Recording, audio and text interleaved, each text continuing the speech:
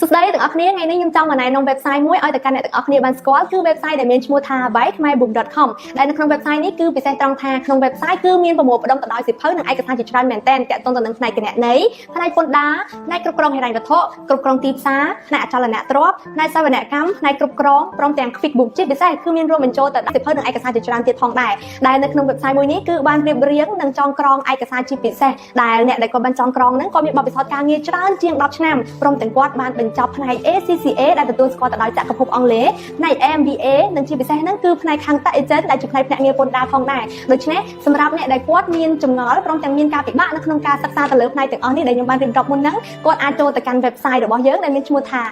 khmerbook.com ដើម្បីធ្វើការជាសៀវភៅនិងឯកសារផងដែរដែលឯកសារដែលបានចងក្រងឡើងនៅក្នុង website គឺពិសេសមែនទែនដែលគាត់បានចងក្រងគឺគាត់ចងក្រងបែបងាយស្រួលយល់ងាយស្រួលចំណាំអត់មានការឈឺក្បាលពិបាកអញ្ចឹងអ្នកដែលគាត់ជាឯកសារនិងសៀវភៅយកទៅមើលនិងយកទៅសិក្សាដោយខ្លួនឯងគាត់គឺមានភាពងាយស្រួលនៅក្នុងការសិក្សាដោយសារអីគឺយើងបានចងក្រងនិងរៀបរៀងឲ្យមានភាពងាយស្រួលទៅតាមបរិបទនៅក្នុងសង្គមនៅក្នុងប្រទេសកម្ពុជារបស់យើងផ្ទាល់តែម្ដងដូច្នេះមួយទៀតគឺអ្នកដែលគាត់ជាសៀវភៅនិងឯកសារហើយគាត់នឹងខ្លាចទៅជាសមាជិកខាងពួកយើងផ្ទាល់តែម្ដងដូច្នេះរាល់ចម្ងល់ឬក៏បញ្ហាទាក់ទងនឹងការសិក្សាគាត់អាចធ្វើការទំនាក់ទំនងមកកាន់ខាងក្រុមការងារ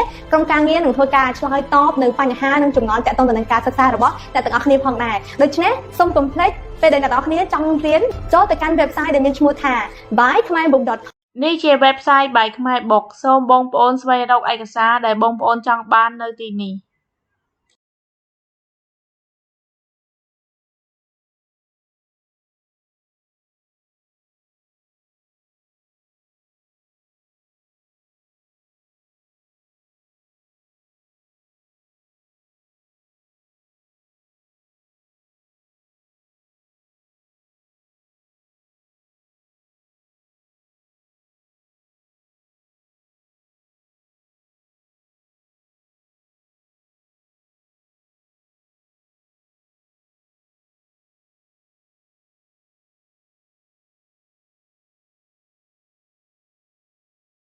បន្ទាប់ពីបងប្អូនរកឯកសារដែលចង់បានហើយសូមបងប្អូនចុចលើប៊ូតុងទិញឯកសារខាងលើ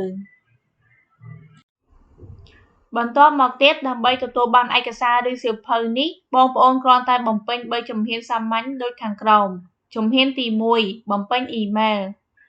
ជំហានទី2បងប្អូនអាចបង់លុយតាមរយៈធនាគារ ABA, ACCA ឬក៏វិញ